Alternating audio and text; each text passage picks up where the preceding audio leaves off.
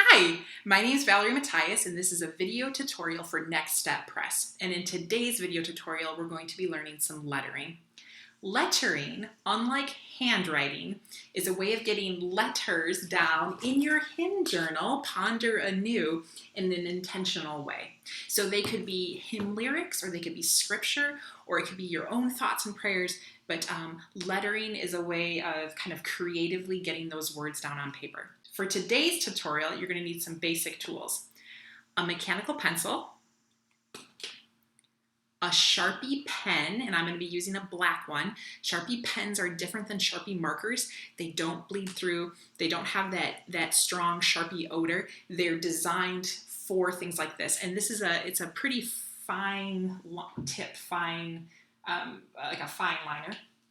And you're also going to need an eraser. This is a high polymer eraser. And I'm going to use a ruler. And of course, you're going to need some paper. I'm just using basic white computer paper. I'm going to show you quick 3 fonts, get you kind of going, talk as I go. But for all of the fonts, I'm going to use the word ponder. The first font that I'm going to do is something relatively quick. It's your own, this one is your own handwriting. And you're just going to get this all capitals.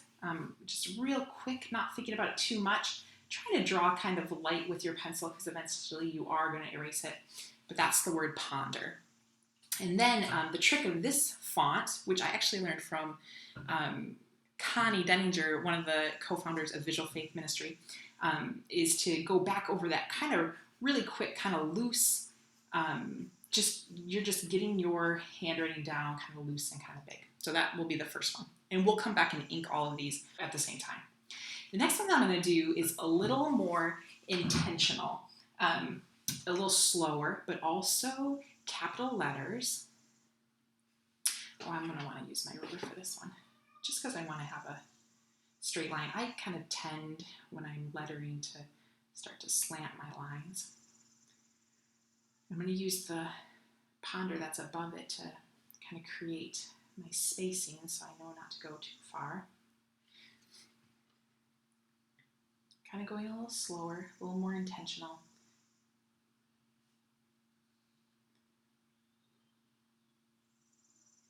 A good trick is to line up all of your center lines so that E and that R center line, those are kind of lined up. The D, the N, the O, my P, that center line is kind of lined up. So that makes it kind of look a little more uniform. So that's my second one. That's going to be a block letter. And then the last one is going to be a faux calligraphy. So I'm going to go, when you do lettering with cursive, the goal is not necessarily to connect all lines on the first go round. That's something that you can come back and do.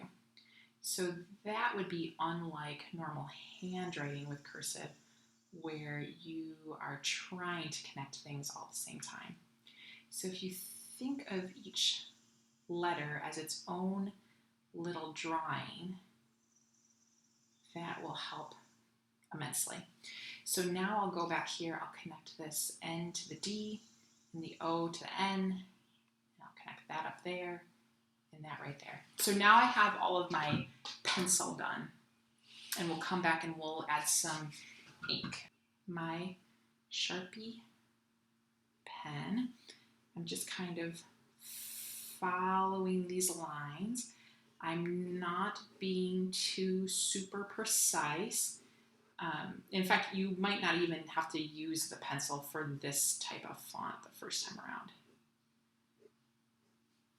Admittedly, this is maybe not my go-to font, but it's a quick one to teach.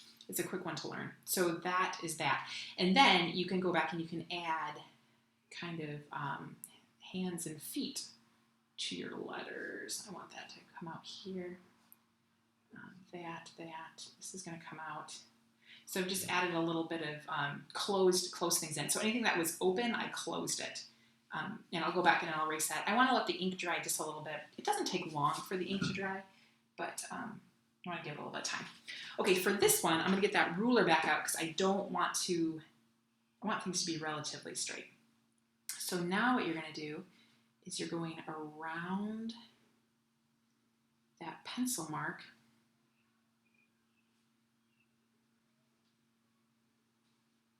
I used to do a lot of lettering in 7th grade during world history. I didn't do very well in that class, but I certainly did a lot of lettering. And I wasn't even really taking notes on the actual class. I was just doing whatever I wanted to do. Well, actually, a lot of my name. I do very well at lettering my own name. Now for this kind of faux calligraphy thing, the first thing I want to do is really just follow that pencil line. There are lots of tutorials on lettering online. Lots of different tips and tricks. This tutorial here is very basic, very minimal tools, right? Almost everyone has a mechanical pencil at home. Sharpie pens are actually pretty easy to come by. Dollar General carries them. Target, Walmart, Meijer. You wouldn't have to go into a craft store to get a Sharpie pen. So we'll come back up here. We'll wait on that one. So let's go back up here to this very first one. And now I'm going to take my eraser. Oh, see, and I realize as I'm erasing that I missed these little ends right there. I'm going to use a limited color palette today. I'm just going to grab this blue and orange that I see on the cover here. So we're going to do that. There's no rhyme or reason of how to color this in. Bring this around here. It's not supposed to be real precise. And these could be all blocked in colors. Or you could, you could do something just with kind of some hash marks, and that's kind of a different look, right? You could do something with just kind of circles, and let the white be one of the colors. So different things that you could do with this font to kind of make it come to life and sing the way that you want it to sing. Great. Okay. So now I want to move on to this kind of blockier text. Excellent. I'm going to erase my pencil line. I think instead of coloring this one, I'm just going to show you some different, different design things that you could do. So you could do like a kind of a cross hatch through here, right? So you could do some stars. Let's see, we could do kind of something like this. Put little embellishments there.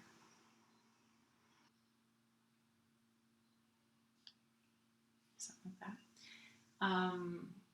The D, we could maybe do some circles or something. This time I think we'll do some more of this slanty lines, but maybe we'll also extend it back this way. And maybe for this one, we just kind of do some wavy lines here.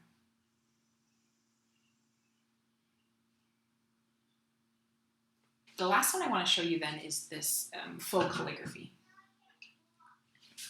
This is the trick to faux calligraphy. You have to think thicker on the downstroke. So anytime my pen is coming down when I'm handwriting, that's what I want to, or that's what I want to go thicker on or double down. So here my hand goes up, here my hand comes down. So I'm going thicker on the downstroke. Comes down here, comes down here, here. And when you first start doing this, your brain will have to do some gymnastics because you'll really have to think about each letter. But eventually, after you do this long enough, your mind will just know immediately, yep, I know that I'm going to thicken up here. I know that I'm going to thicken up here because that's where my hand is going down. Now, once I have these thickened lines, now I have some choices. First, I'm going to show you what it would look like just to cross hatch it. There already a line exists. And by cross hatching it, you can kind of blend that line in. So I went kind of quick there, but that E came through here. I spaced it out so that now it's kind of hidden. You wouldn't necessarily know that that was there. So that's, ooh, I missed my P. So that would be an example of cross-hatching that faux calligraphy. Another thing that you could do, though, is to come back in and you would just completely cover this in.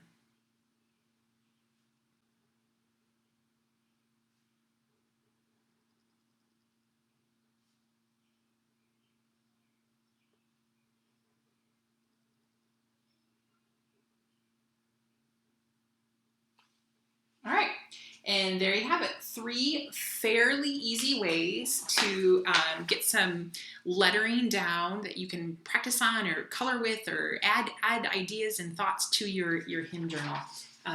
Pretty quick, pretty simple, pretty easy. If it doesn't come quick, if it doesn't come simple, if it doesn't come easy to you, don't panic and don't worry. You have 2 choices. You can persevere, keep going. Any skill that you want to learn is worth learning. It's going to take some time. Or you can say, you know what, maybe lettering isn't for me. If it frustrates me, if it bothers me, if I find no joy doing it, you don't have to do anything that you don't want to do when it comes to creativity. This is not law. This is all gospel. This is just you interacting with the word in a way that brings you joy and delight. So if you want to learn how to do this, it's totally doable. But if this isn't it, hey, there are other things out there, and we'll just keep giving you video tutorials, and you might find the one that works for you. I'm Valerie Matias, and I'll see you next time. This video tutorial was made possible in part by the generous support of Next Step patrons like you. Patrons make it possible. Support a Next Step by becoming a patron today. Visit patreon.com/findmynextstep.